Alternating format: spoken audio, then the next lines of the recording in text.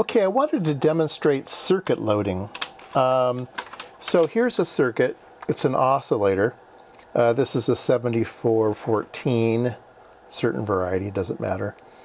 And what we're going to do is we're going to look here, and we should get a nice square wave out. This is a Schmidt trigger, so it'll give you a nice square wave out.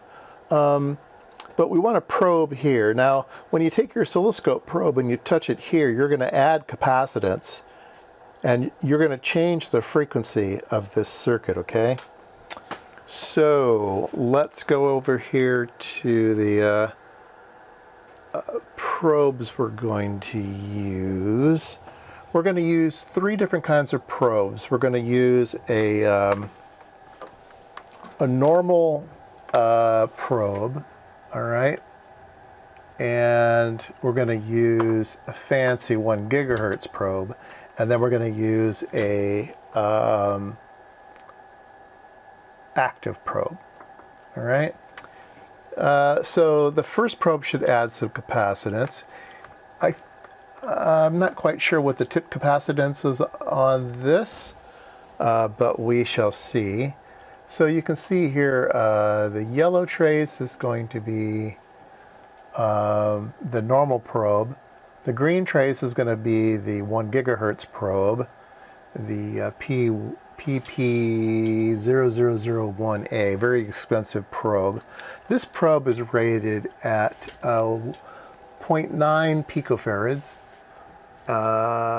10 megahertz impedance, and 4 picofarads. This is rated at 4 picofarads, okay? And then we have the N2795. That one's rated at 0.9 picofarads, okay? 10 megahertz. No, 1 megahertz. It's not 1 megahertz, 1 mega ohm, sorry.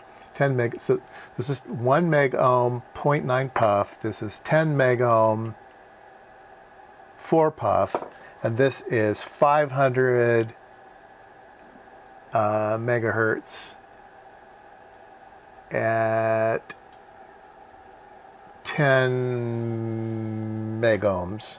All right, and I'm not sure what the exact probe impedance is. Might be 11 picofarads, but I'm not quite sure. Okay, anyway, it doesn't matter.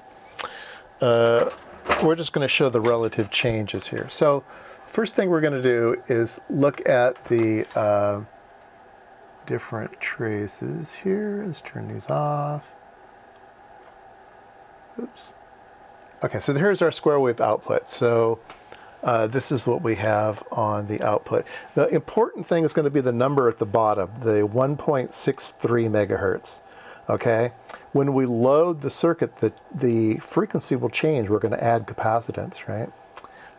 Okay, so let's go ahead and turn our 3 traces back on. Let's try it with the normal probe first, okay? I'm going to hook up ground, and I'm going to probe, and going to probe, here we go. So you can see it went down to 1.2 megahertz, probing it, okay? You can see there that we have goes up to 2/3, goes down to 1/3, goes up to 2/3, so that the thing is swinging around, but we've loaded it down all the way to 1.2 megahertz, okay? And now we're going to try the 4 picofarad probe. I think the other one was 11 picofarads. Anyway, 4 picofarad probe. And let's see how we do loading it down. And it's gone to, oops, it's gone to 1.53. Okay, same picture, but 1.53. And then let's try the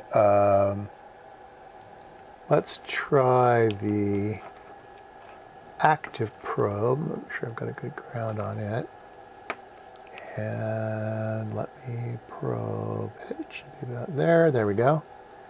And it went to 1.597, okay? From 1.63 to 1. So it didn't load it very much.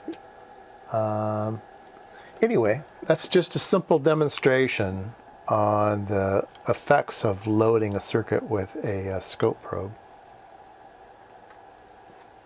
Let's take a look at the scope probes that I used. The normal probe was the Keysight N2843A, 500 megahertz probe, 10 megohm input, 11 picofarad. There you go. Normal scope probe times 10. All right, and let's take a look at the next probe that I used. It is a Keysight PP0001A, 1 gigahertz probe, 4 picofarads, 10 megahertz, also times 10 probe. Really nice, expensive probe.